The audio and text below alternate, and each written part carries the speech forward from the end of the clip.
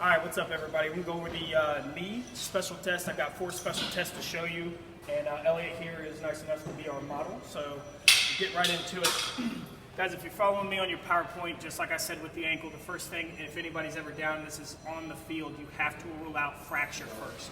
So on your inspection, you're looking, making sure you don't see any deformity on the lower leg or into the knee, and then you can go on with your special test for your ligamentous injuries. Remember with the ankle, that was the bump test to rule out your fracture.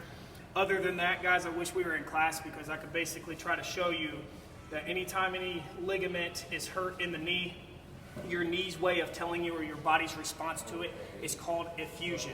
If you want to bring the camera over here real quick.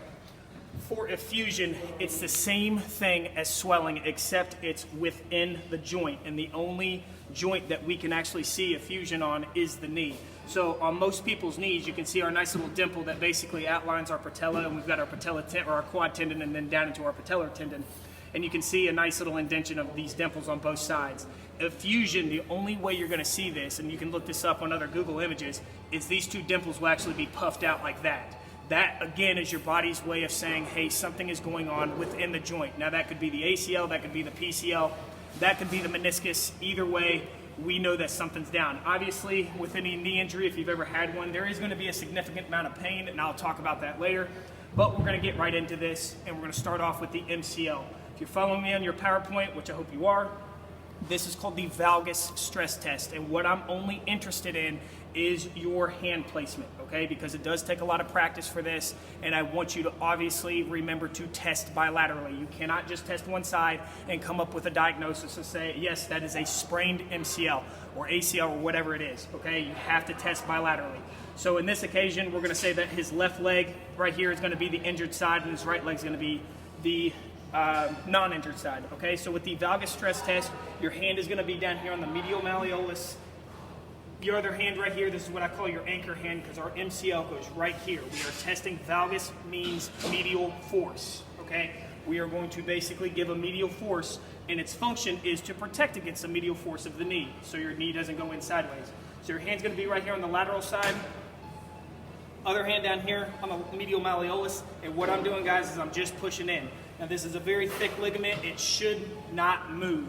Even on a grade 1, grade 2, remember what I said, that term laxity, that's what we're testing for, okay? So you're going down here, and all I'm doing is I'm cranking, I'm basically pushing. It should not have any play whatsoever. If you did have a grade 3, it would have probably opened up just a little bit right here, so I could actually move his leg or knee maybe a ½ an inch. But other than that, yes, he's gonna be in a lot of pain when I do it. Do not care about pain. I know that sounds kind of dark and twisted, but I'm looking for the laxity of this ligament. Pain is subjective. My pain is completely different than yours, okay?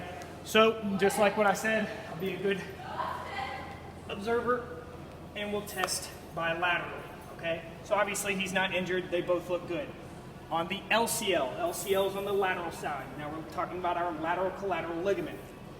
MCL's hand placement's here. This is what's gonna throw you off, is that your hand placement is basically opposite. So now, I like to spread out the legs just a little bit. Now, my testing hand is gonna be on the MCL, and my other hand's gonna be opposite on the lateral malleolus, okay? So the LCL is basically, it's protecting against a varus force. So this is called varus stress test, okay? You will get a little bit more play in this one, even on a non-injured side, just because the LCL is very, very thin. It's almost like a pinpoint. Runs right along here. Again, it protects against the varus force. So make sure, when you do this, guys, make sure you're cranking on this. Don't sit there and go like that, all right? Literally, give a good crank, get a good test, and then test bilaterally.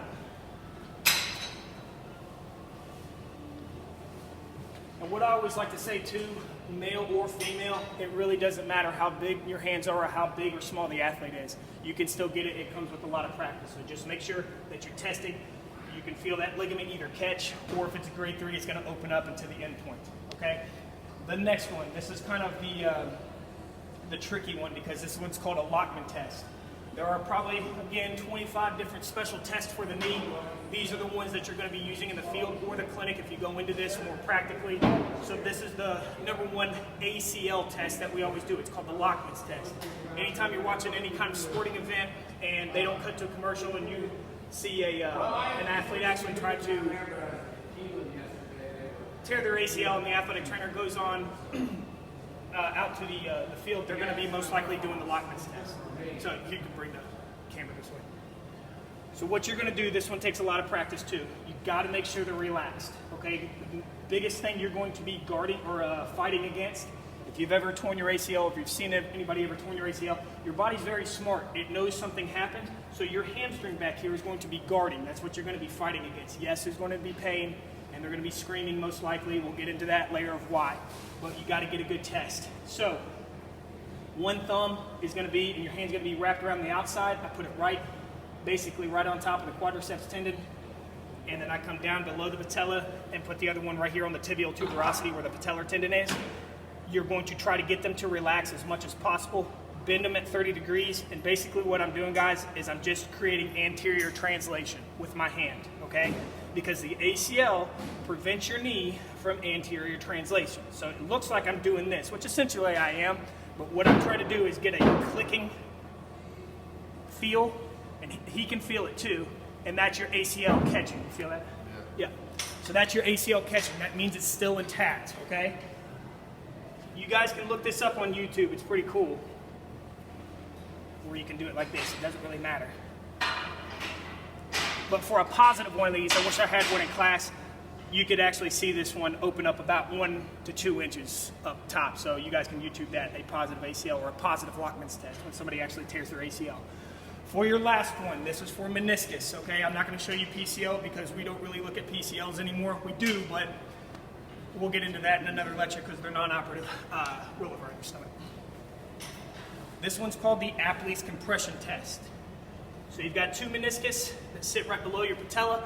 That is basically your shock absorbers for your body. Most likely in any knee injury, we'll talk about this when I get more in depth with the knee, but they're going to be caught within that joint, okay? So when they're caught, sometimes they fold over. This is kind of, we call it like an inhumane test because you're basically recreating pain. This is the only time pain is positive. And what I'm going to do is I'm going to put my stabilizing hand just like this, bend them up to 90 degrees. Sometimes they won't be able to bend to 90 degrees because their meniscus is actually caught in their joint. But if you can, you're going to do this, and then you're going to push down, and then you're basically going to do a grinding motion. You might get punched in the face, okay, because it's going to cause a lot of pain. But to be nice, you can do a distraction test. So you grab their ankle just like this, and you pull up, and that should give them less pain because it's basically opening up that joint space. Again, doing this bilaterally, just like this. This is the only test where pain is positive. All the other tests, laxity is positive. Even on the ACL. ACL is usually a yay or a nay, but we're just going to say for testing purposes and documentation purposes, laxity is positive. Other than that, guys, thank you, Elliot. That's it. And then I'm going to send you guys more in depth going into the knee. So thank you very much.